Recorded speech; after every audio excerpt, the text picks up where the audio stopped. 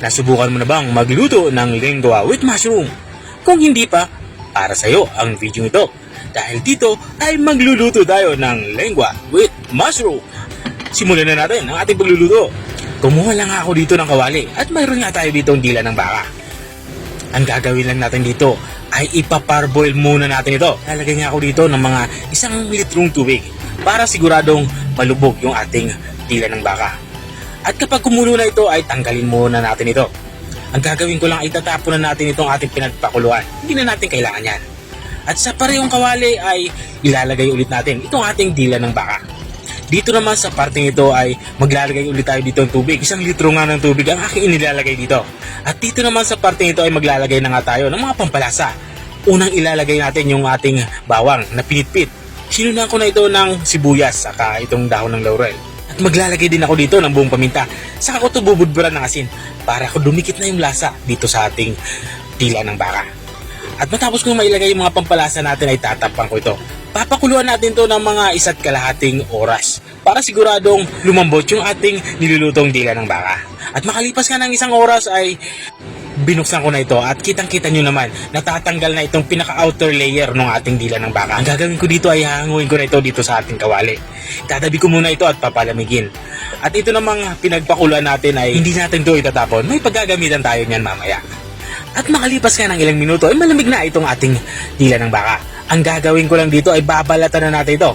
Itatanggalin natin itong kulay puti na nakadikit dito sa dila ng baka. Ito yung pinaka-outer layer ng dila ng baka. Hindi na natin kailangan yan. At matapos ko itong balatan, katulad ng nakikita nyo, dito naman sa parte ito ay magsisimula tayong maghiwa. Ang gagawin ko muna ay hatiin ko muna ito sa dalawa. At hihiwain nga natin ito na maninipis. Yung pang serving size lang, katulad ng nakikita nyo. At kung nanonood ka pa rin hanggang dito sa kalagitnaan ng aking video, ibig sabihin ay nag-enjoy ka. Baka pwede mo naman i-comment kung taga saan ka, para alam ko kung hanggang saan umabot ang aking video. At balik tayo dito sa ating nilulutong ulam. Natapos na nga akong maghiwa ng ating lulutuing lingwa. At dito naman sa parte nito ay nagpapainit na nga ako ng butter. At bali, ang ginawa ko lang ay tinunaw ko lang yung butter.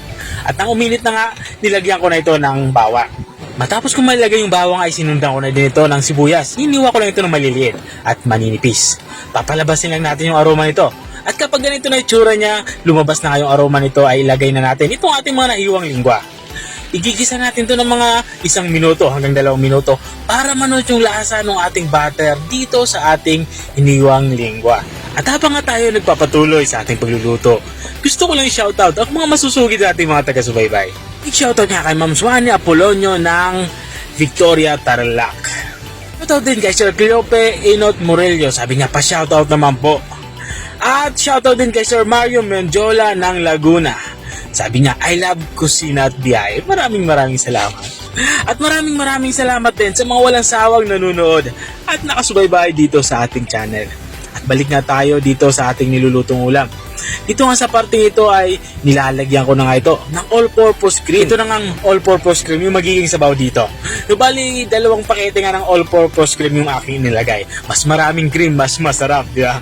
Inilagay ko na din yung ating black pepper or pamintang durog. Saka ko itong hinalo. Matapos ko itong haluin ay tatakpan na natin to. Gagawin natin dito ay isisimmer natin to hanggang sa maiga yung sabaw. At makalipas nga ng 5 minutong pagsisimmer ay ito na.